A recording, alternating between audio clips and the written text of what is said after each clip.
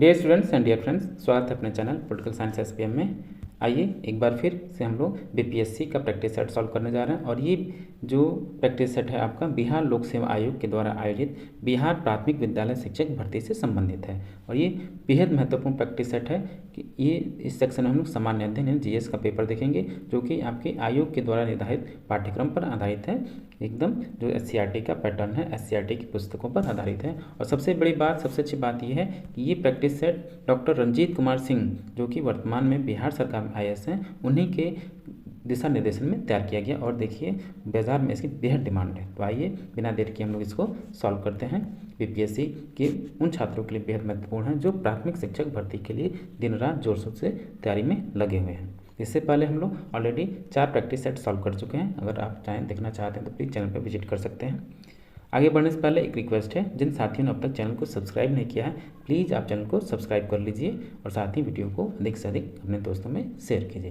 तो आइए बिना देर किए सॉल्व करते हैं।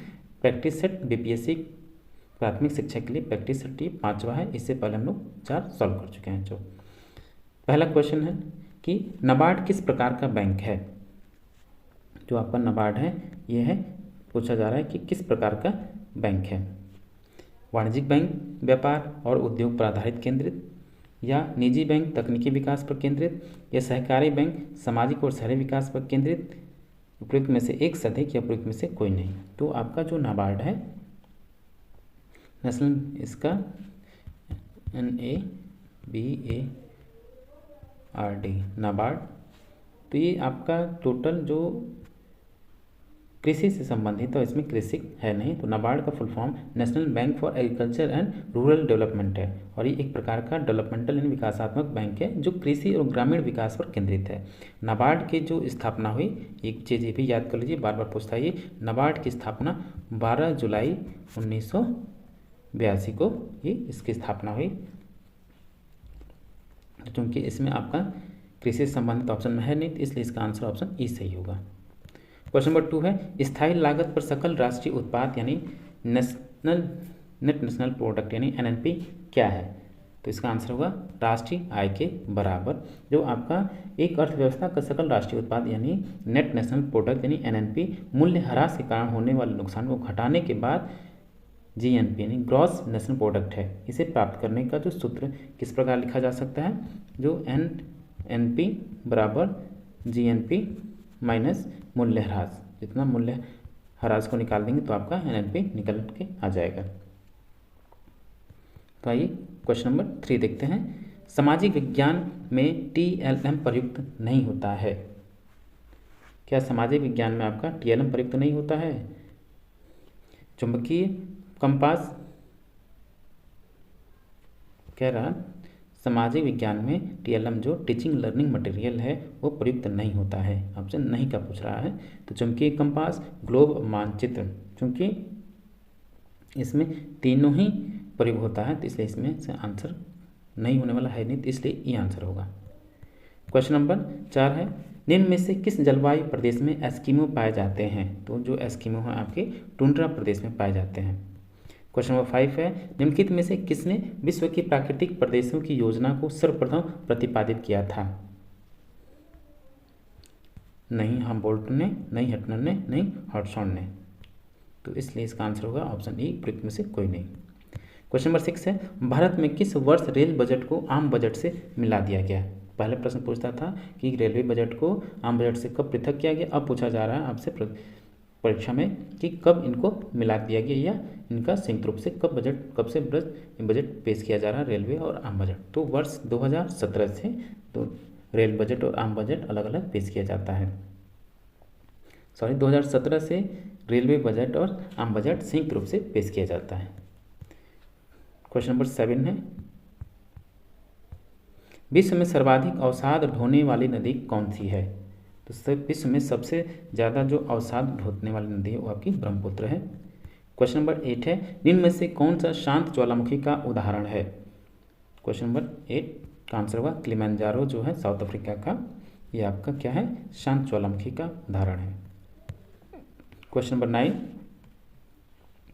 मूल्यांकन संबंधित है, इन मूल्यांकन किससे संबंधित है। तो मूल्यांकन आपका छात्रों के कौशल विकास से संबंधित है। ऑप्शन ए सही होगा। क्वेश्चन नंबर 10 है, राष्ट्रीय चंबल अभयारण्य भारत के किस या किन राज्यों में विस्तृत है? तो जो राष्ट्रीय चंबल अभयारण्य है वो आपका एक तो राजस्थान और मध्य प्रदेश तथा उत्तर प्रदेश में त्रिजंक्शन के रूप में ये स्थित है, यानी ट्राई जंक्शन के रूप में तीनों ही प्रदेशों में ये स्थित है। इसलिए इसका आंसर होगा कौन सा? ऑप्शन ऑप्शन डी सही होगा, उपयुक्त में से एक से अधिक। याद रहे ये जो आपका चंबल है घड़ियालों के लिए परितंत्र इसका बेहद महत्वपूर्ण है और यहाँ घड़ियालों का प्रजनन स्थल माना जाता है। और ये जो आपका जो वन्य जीव संरक्षण अधिनियम 1972 के तहत ही इसको संरक्षित किया गया है। क्वेश्चन नंबर 11 है, ऑपरेशन फ्लड किससे संबंधित है? तो ऑपरेशन फ्लड जो संबंधित है आपका दूध उत्पादन से संबंध है। क्वेश्चन नंबर 12 है, पृथ्वी की आंतरिक संरचना में क्रोड यानी कोर का निर्माण निम्न में से किन तत्वों द्वारा हुआ है? यानी पृथ्वी का जो कोर है वो किन के निर्माण से हुआ है? तो आपका है लोहे और निकल के माध्यम से प्रयोग उनका निर्माण हुआ कोर या क्रोड का। क्वेश्चन नंबर 13 है, निम्नलिखित में से वायुमंडल की सबसे निचली परत कौन सी है? तो वायुमंडल की जो सबसे निचली परत है आपकी ओजोन मंडल है, ऑप्शन सी सही होगा। क्वेश्चन नंबर 14 है, नेक्स्ट क्वेश्चन, फॉरवर्ड ब्लॉक की स्थापना किसके द्वारा किया गया? यानी फॉरवर्ड ब्लॉक किसके द्वारा स्थापित किया गया? तो ये आपका सुभाष चंद्र बोस के द्वारा किया गया। कब किया गया? जो आपका 22 जून 1939 को फॉरवर्ड ब्लॉक की स्थापना की गई। जो त्रिपुरा अधिवेशन 1939 है इसमें इनको दोबारा से कांग्रेस का अध्यक्ष चुन लिया गया, लेकिन गांधी जी से मतभेद होने के कारण इन्होंने अपने पद से त्याग कर दिया। तो इसलिए इन पद से कांग्रेस को छोड़कर फिर इन्होंने ऑल इंडिया फॉरवर्ड ब्लॉक की स्थापना की 1939 में। क्वेश्चन नंबर 15 है, भारतीय राष्ट्रीय कांग्रेस की प्रथम महिला अध्यक्ष कौन थी? तो चूँकि न ही सुचेता कृपलानी थी, न ही राजकुमारी अमृता कौर और न ही नलिनी सेनगुप्ता थी। तो जो इसकी प्रथम महिला अध्यक्ष हैं कौन है? Annie Besant, missus Annie Besant है प्रथम महिला अध्यक्ष। तो इसमें ऑप्शन नहीं है तो ऑप्शन ए सही होगा, कोई नहीं। क्वेश्चन नंबर 16, भारतीय इतिहास में स्वर्ण युग किस काल को कहते हैं? तो भारतीय इतिहास का जो स्वर्ण युग है आपका गुप्ताज पीरियड यानी गुप्त काल है। क्वेश्चन नंबर 17 है, दिल्ली में लाल किले में मोती मस्जिद का निर्माण किसके द्वारा किया गया था? नहीं अकबर के द्वारा, नहीं जहांगीर के द्वारा, नहीं शाहजहां के द्वारा। इसलिए इसका आंसर ऑप्शन ई सही हुआ, उपयुक्त में से कोई नहीं। क्वेश्चन नंबर 18 है, सिकंदर लोदी ने किस नगर की स्थापना की थी? तो जो सिकंदर लोदी है वो इलाहाबाद, सिकंदराबाद, कानपुर इन तीनों की स्थापना इसने नहीं की। इसलिए इसका आंसर होगा ऑप्शन ए, उपयुक्त में से कोई नहीं। क्वेश्चन नंबर 19 देखिए, पृथ्वी और चंद्रमा के मध्य की दूरी लगभग कितनी है? तो पृथ्वी और चंद्रमा के मध्य की दूरी लगभग 3,84,004 किलोमीटर है, ऑप्शन बी सही होगा। क्वेश्चन नंबर 20 है, प्रधानमंत्री उज्ज्वला योजना के संदर्भ में निम्नलिखित कथनों में से कौन सा कथन सही है? कौन सा कथन सही होगा? तो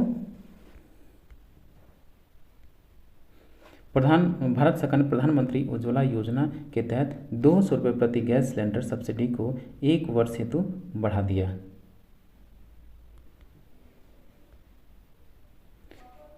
क्योंकि ये कथन आपका सही है।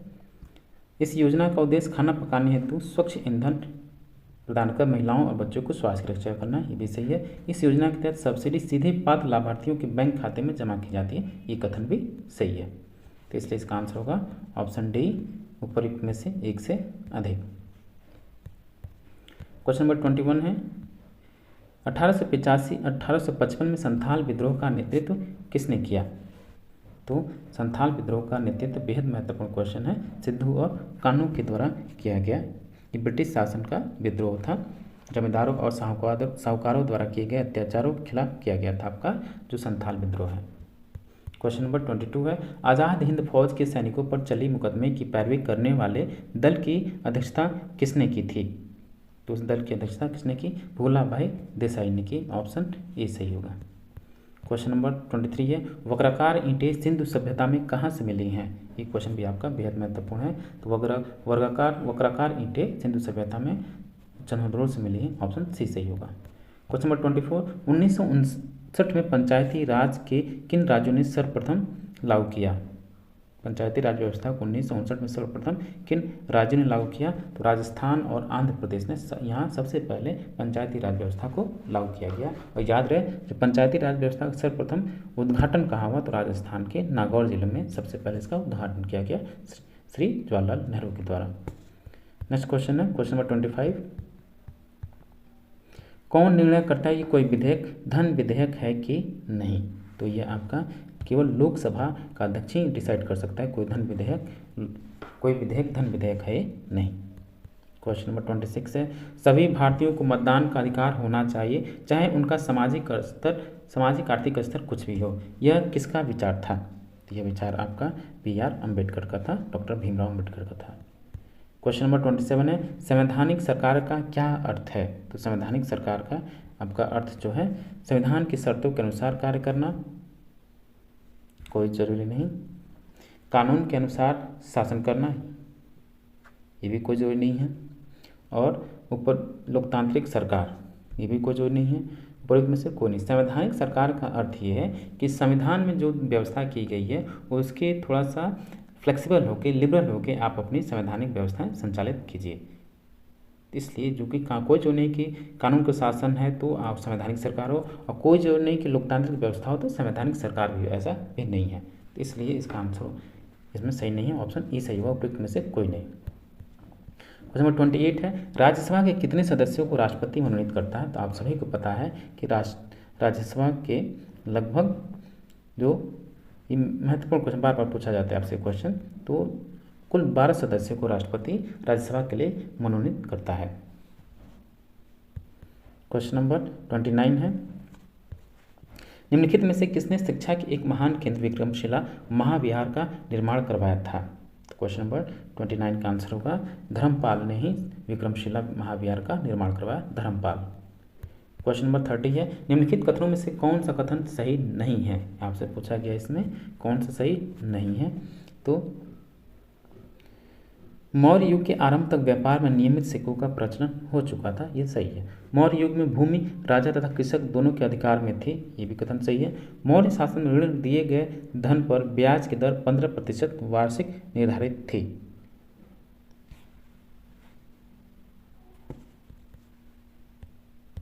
तो ये कथन भी आपका सही है, सी भी सही है, तो इसलिए इसका आंसर होगा डी, उपयुक्त में से एक से अधिक। याद रहे कि जो मौर्य काल में मुद्राओं का परीक्षण करने वाला जो अधिकारी था, हम उसको रूपदर्शक बोलते थे। इस क्वेश्चन को भी आप याद कर लीजिएगा। मौर्य शासन में जो रूपदर्शक जो अधिकारी होता था वो आपका सिक्कों का परीक्षण करने वाला अधिकारी होता था। क्वेश्चन नंबर 31 है, किन आधारों पर राष्ट्रपति राज्यपाल को पदच्युत कर सकता है? देखिए, राज्यपाल को राष्ट्रपति द्वारा पदच्युत करने का कोई वो संविधान में व्यवस्था नहीं की गई है। वो तुरंत उसके कभी भी राज्यपाल को राष्ट्रपति बुला सकता है, उसको उसके पद से हटाकर कहीं अन्य वो कर सकता है। कोई इसका विशेष का कोई कदाचार स्तंभ में संविधान में किसी प्रकार की उसकी व्यवस्था नहीं की गई है। तो इसलिए इसका आंसर होगा आपका ऑप्शन नंबर ई, प्रयुक्त में से कोई नहीं। क्वेश्चन नंबर 32, राज्य विधानसभा की अधिकतम सदस्य संख्या कितनी है? यानी बिहार राज्य विधानसभा की अधिकतम सदस्य कितनी है? तो राज्य विधानसभा की अधिकतम सदस्य संख्या 500, यानी किसी भी राज्य विधानसभा की सदस्य संख्या 500 से अधिक नहीं होगी। Question number 33, doctor BR Ambedkar ने निम्न में से कौन से अधिकारों को संविधान का हृदय और आत्मा कहा? तो वो संविधान का जो मौलिक अधिकार आपका अनुच्छेद 32 है, उसी को उन्होंने, जिसको हम संवैधानिक उपचारों का अधिकार बोलते हैं, उन्होंने ही इसको संविधान की आत्मा और हृदय कहा। लेकिन अगर आपसे पूछा जाए कौन सा भाग, उसमें किसी को कोट नहीं किया गया है कि कौन सा भाग संविधान की आत्मा है, तो आप उसको कहेंगे प्रस्तावना। क्वेश्चन नंबर 34, सोनालिका किस फसल की प्रजाति है? तो सोनालिका जो है आपकी गेहूं की फसल की प्रजाति है। क्वेश्चन नंबर 35 है, ईसा 1913 में पटना में अनुशीलन समिति की एक शाखा की स्थापना किसने की थी? तो एक ध्यान है, क्वेश्चन आपका महत्वपूर्ण है। सतीश चंद्र बसु ने की, ऐसे बसु ने किया, जो कि 24 मार्च कब किया गया? जो सतीश चंद्र सतीश चंद्र बसु ने अनुशीलन समिति की जो स्थापना जो बंगाल में की वो तो 24 मार्च 1902 को किया, लेकिन इसी की एक उप शाखा पटना में की गई थी एससी बसु के द्वारा।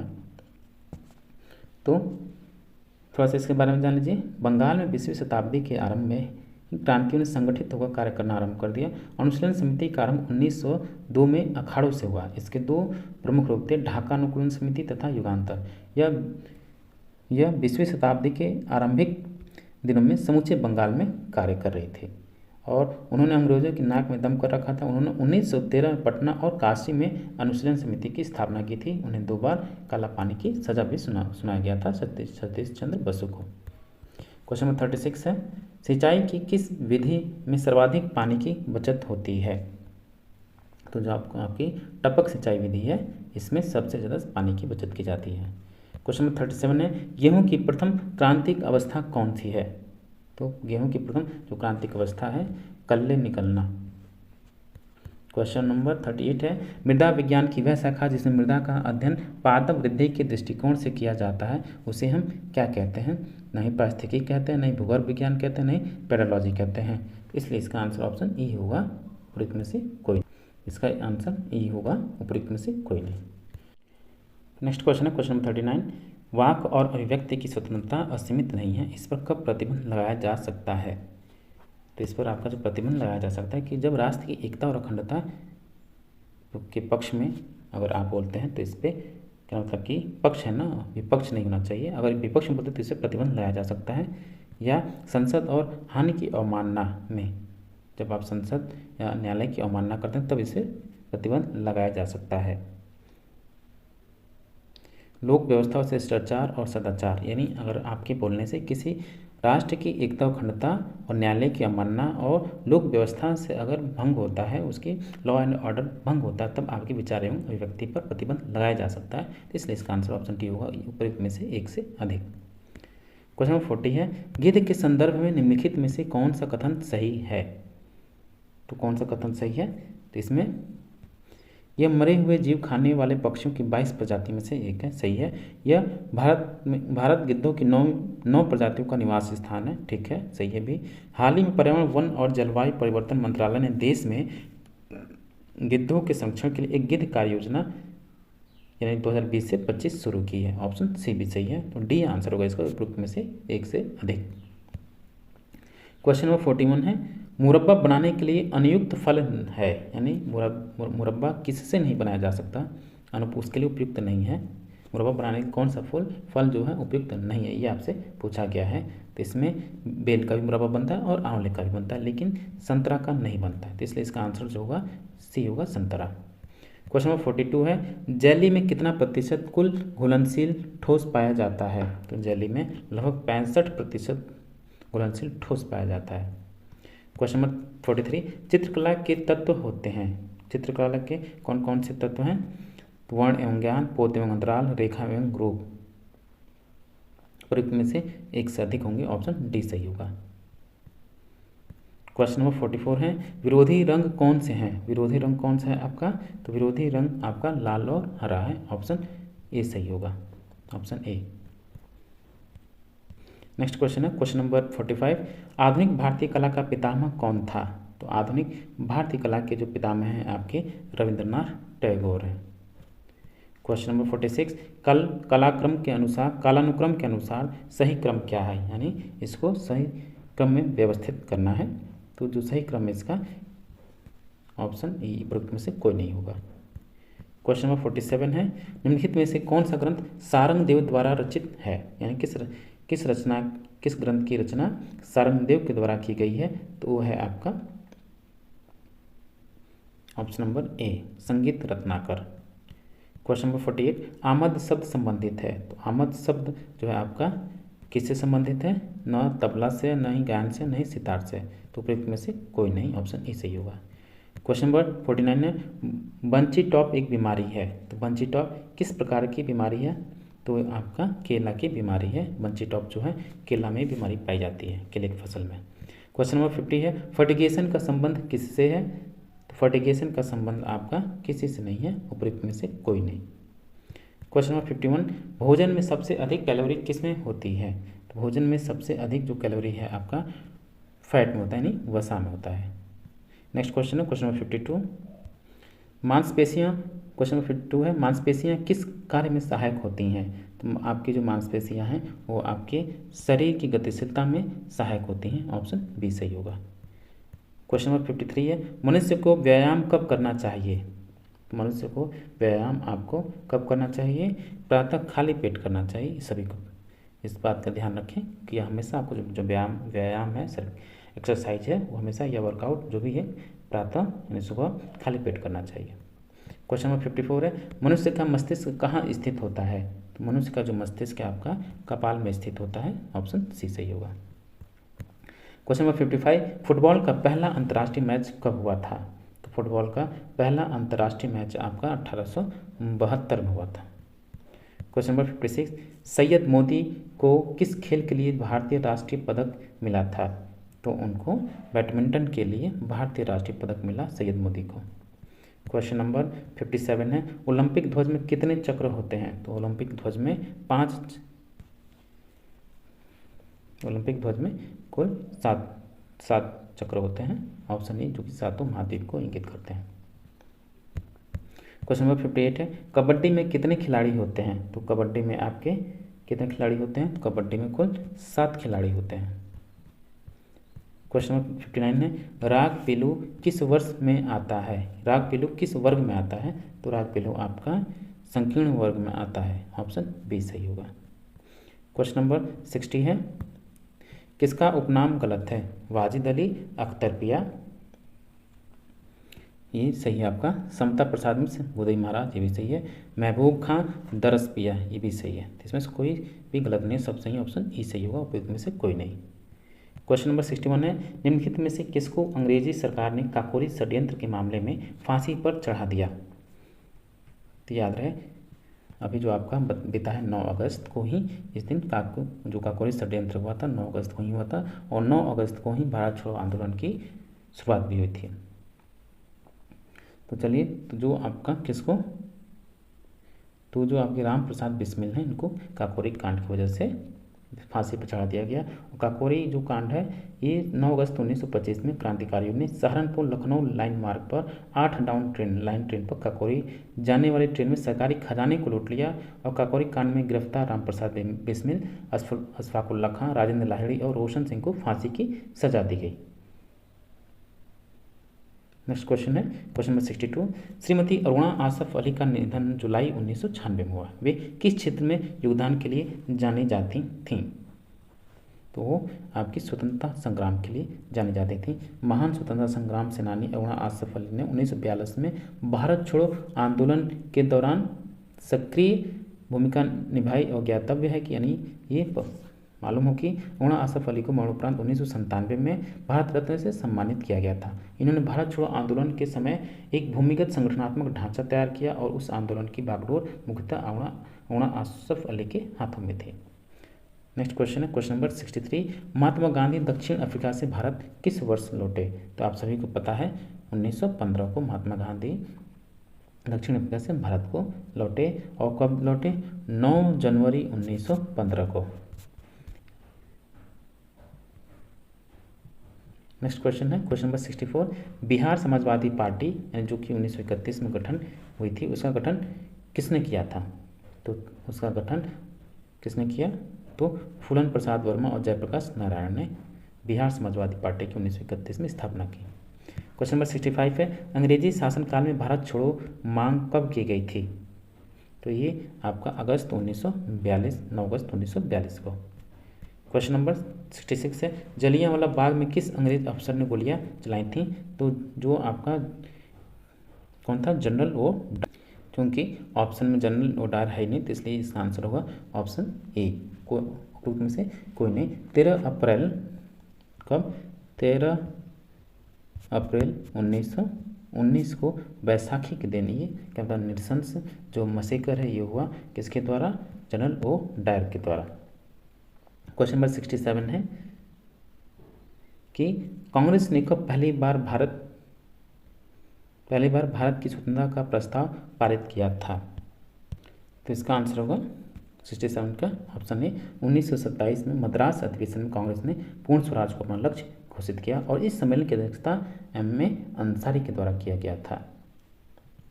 क्वेश्चन नंबर 68 है, गांधी जी की मृत्यु पर किसने कहा था कि हमारे जीवन से प्रकाश चला गया? तो गांधी जी की मृत्यु पर पंडित जवाहरलाल नेहरू के द्वारा कहा गया कि हमारे जीवन से प्रकाश चला गया, क्योंकि ऑप्शन में है नहीं, तो इस ई होगा। नेहरू के द्वारा ये कथन कहा गया था गांधी जी के मरने पर कि हमारे जीवन से प्रकाश चला गया। क्वेश्चन नंबर 69 है, निम्न में से कौन भारतीय राष्ट्रीय कांग्रेस की अध्यक्षा रहीं? तो एक तो आपकी एनी बेसेंट रहीं।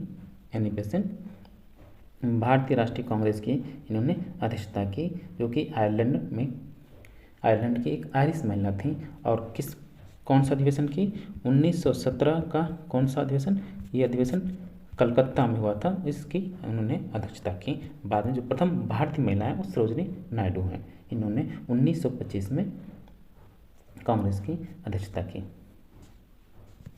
क्वेश्चन नंबर 70 है, स्वराज मेरा जन्मसिद्ध अधिकार है और इसे मैं लेकर रहूँगा। ये तो आप बचपन से पढ़ते आ रहे हैं, सभी को पता होगा। ये किसका वचन है? तो बाल गंगाधर तिलक है, उग्रवादी दल के नेता थे ये। 1916 में इनके द्वारा होम रूल मूवमेंट भी प्रारंभ किया गया, ये उसी के दौरान बोले थे। क्वेश्चन नंबर 71 है, निम्नलिखित में से कौन सा गैस समूह ग्रीन हाउस प्रभाव में योगदान देता है? तो ग्रीन हाउस प्रभाव में कौन सा देता है? तो नहीं तो अमोनियम तथा ओजोन, नहीं कार्बन डाइऑक्साइड, सल्फर डाइऑक्साइड और कार्बन टेट्राफ्लोराइड, नाइट्रस ऑक्साइड, ये ग्रीन हाउस गैस में प्रभाव नहीं देते हैं, इसलिए इसका आंसर ऑप्शन ई होगा। उपयुक्त में से कोई नहीं।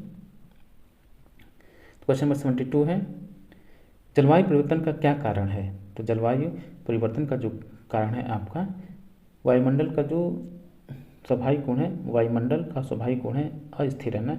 यदि इस तथ्य को जलवायु के संदर्भ में देखा जाए तो समय व स्थान के संदर्भ में दीर्घकालीन अल्पकालीन परिवर्तन होते रहते हैं। इसी आधार पर कहा जा सकता है कि मौसम में किसी भी बाह्य अंतर कारणों की वजह से दीर्घकालीन या अल्पकालीन परिवर्तन होना ही जलवायु परिवर्तन है, तो इसलिए इसका आंसर होगा ऑप्शन ई, उपयुक्त में से कोई नहीं। नेक्स्ट क्वेश्चन है क्वेश्चन नंबर 73, निम्नलिखित में से कौन सा वायु प्रदूषण का एक जैव सूचक है? तो वायु प्रदूषण का जैव सूचक कौन सा है? तो इसमें लाइकेन थैलाफाइटा है, ऑप्शन बी सही होगा। क्वेश्चन नंबर 74, पारिस्थितिकी तंत्र के जैविक घटकों में कौन सा उत्पादक घटक है? तो जो उत्पादक घटक कौन सा आपका? कोई उत्पादक घटक नहीं आपका गाय है, नहीं मोर है, नहीं बाघ है। तो जो आपके उत्पादक घटक हैं वो आपके हरे पौधे होते हैं, जो प्रोड्यूसर्स हैं आपके ग्रीन प्लांट हैं, तो है ही नहीं इसमें, इसलिए इसका आंसर ऑप्शन ई होगा, उपयुक्त में से कोई नहीं। क्वेश्चन नंबर 75 है, विलुप्त होने वाली प्रजातियों की सूचीबद्धता होती है। तो विलुप्त होने वाली की जो प्रजातियां हैं उनको रेड डाटा बुक में शामिल किया जाता है, ऑप्शन बी सही होगा। क्वेश्चन नंबर 76 है, निम्नलिखित आर्द्र क्षेत्रों में किन्हें रामसर का दर्जा प्राप्त है? तो इसमें से किसी को भी रामसर क्षेत्र के अंतर्गत इसमें से कोई सा भी शामिल नहीं है, इसलिए इसका आंसर ऑप्शन ई सही होगा, तो इसमें से कोई नहीं। क्वेश्चन नंबर 77 है, निम्नलिखित में से कौन सही सुमेलित नहीं है? तो 77 का जो आंसर होगा सही सुमेलित कौन नहीं है? सुनहरे लंगूर विलुप्त प्राय बिल्कुल नहीं, ये अभी हैं, बाकी सभी विलुप्त प्राय हैं, ये नहीं है, ये आंसर होगा। क्वेश्चन नंबर 78 है, निम्नलिखित में से कौन एक किसी प्रजाति के विलोपन के लिए उत्तरदायी नहीं होता है? तो व्यापक जो नीच या व्यापक जो कर्मता है किसी प्रजाति के विलोपन के लिए उत्तरदायी नहीं है, ऑप्शन ए सही होगा। क्वेश्चन नंबर 79, ये आपको मैच करना है। तो जो आपका डोचीगाम वन्य जीव अभ्यारण्य है ये आपका जम्मू कश्मीर में है, ए का चौथा होगा। केवलादेव जो उद्यान है घना पक्षी अभ्यारण्य ये आपका राजस्थान में है, बी का दूसरा होगा। और फिर कान्हा जो राष्ट्रीय पार्क है आपका एमपी में है, और फिर पेरियार वन्य जीव अभ्यारण्य केरल में है आपका, इस हिसाब से आपका आंसर होगा option number A. Question number 80 है, जैव विविधता का क्या अर्थ है? तो जैव विविधता का अर्थ आपका क्या है? एक निर्धारित क्षेत्र में विभिन्न प्रकार के पादप एवं जंतु, ऑप्शन सी सही होगा। क्वेश्चन नंबर 81 है, भारत में और स्थापित होने वाला पहला राष्ट्रीय उद्यान है। भारत में स्थापित होने वाला पहला राष्ट्रीय उद्यान आपका कॉर्बेट राष्ट्रीय उद्यान है। और कॉर्बेट राष्ट्रीय उद्यान भारत एवं एशिया के प्रथम राष्ट्रीय उद्यान के रूप में 1936 में नैनीताल में हैली राष्ट्रीय उद्यान के नाम से स्थापित किया गया। Option B. क्वेश्चन नंबर 82 है, पर्यावरण का संतुलन बनाए रखने के लिए वनांतर्गत क्षेत्रफल होना चाहिए। यानी पर्यावरण का संतुलन बनाए रखने के लिए कितना वन का आवरण होना चाहिए? तो इसका 23% होना चाहिए। क्वेश्चन नंबर 83 है, विश्व ओजोन दिवस कब मनाया जाता है? तो विश्व ओजोन दिवस आपका जो मनाया जाता है, कब मनाया जाता है? 16 सितंबर को। बेहद महत्वपूर्ण क्वेश्चन है। क्वेश्चन नंबर 84 है, ग्रीन मफलर संबंधित है। तो ग्रीन मफलर आपका किससे संबंधित है? ग्रीन मफलर जो है आपका ध्वनि प्रदूषण से संबंधित है। और जो ग्रीन मफलर है यह ध्वनि प्रदूषण की समस्या से लड़ने हेतु एक युक्ति है। ऑप्शन सी सही होगा। क्वेश्चन नंबर 85 है, सूर्य से आने वाला हानिकारक पराबैंगनी विकिरण कारण से क्या हो सकता है? तो जो सूर्य से जो पराबैंगनी यानी अल्ट्रावायलेट रेज आती हैं उनसे जो होने वाला जो हानिकारक होता है क्या है? उससे जो आपका ओजोन का क्षरण होता है, ओजोन का जो होता है क्षरण होता है, जिसके पर्यावरण के लिए बेहद घातक है ये। तो ऑप्शन ई होगा, कोई नहीं। क्वेश्चन 86, ओजोन बायोस्फीयर को बचाती है। जो ओजोन है बायोस्फीयर को बचाती है अल्ट्रावायलेट किरणों से। ओजोन हमारी रक्षा करती है अल्ट्रावायलेट किरणों से। क्वेश्चन नंबर 87, मीथेन गैस उत्पादन करने वाला क्षेत्र कौन सा है? तो मीथेन गैस उत्पादन करने वाला क्षेत्र आपका धान का खेत है। एक क्वेश्चन बेहद महत्वपूर्ण, कई बार एग्जाम में पूछा जा चुका है। क्वेश्चन नंबर 88 है, नीरी स्थित है। तो नीरी कहाँ स्थित है? आपका नागपुर में स्थित है। और ये जो नीरी है राष्ट्रीय पर्यावरण इंजीनियरिंग एवं अनुसंधान संस्थान का ही संक्षिप्त रूप नीरी है। तो इसको नीरी का फुल फॉर्म क्या है? राष्ट्रीय पर्यावरण engineering national environment engineering and research institute है ये, जो कि नागपुर में है। क्वेश्चन नंबर 89 है, निम्नलिखित वर्षों में से कब पर्यावरण संरक्षण अधिनियम पारित हुआ था? तो ये कब पारित हुआ था? 1986 में पर्यावरण संरक्षण अधिनियम पारित हुआ था। क्वेश्चन नंबर 90 है, भारत में जैव विविधता की दृष्टि से धनी स्थान कौन सा है? तो भारत में जैव विविधता की दृष्टि से सबसे धनी जो स्थान है आपका पश्चिमी घाट है। ऑप्शन ए सही होगा। तो डियर स्टूडेंट, ये था आपका बीपीएससी का प्राइमरी के लिए प्रैक्टिस सेट नंबर ये 5 है, जो कि डॉक्टर रंजीत कुमार सिंह IAS के द्वारा ये उनके निर्देशन में इसको बनाया गया है। तो आप इसको अच्छे से सॉल्व कर लीजिए। आपके एग्ज़ाम बेहद नज़दीक है, आपका सॉल्व कीजिए। और आपकी ये ईश्वर से कामना है, प्रार्थना कि आपका पेपर अच्छा हो, आपका सिलेक्शन हो। मिलता है आपसे नेक्स्ट वीडियो में। Thank you for watching. और हाँ, चैनल को सब्सक्राइब करना ना भूलें।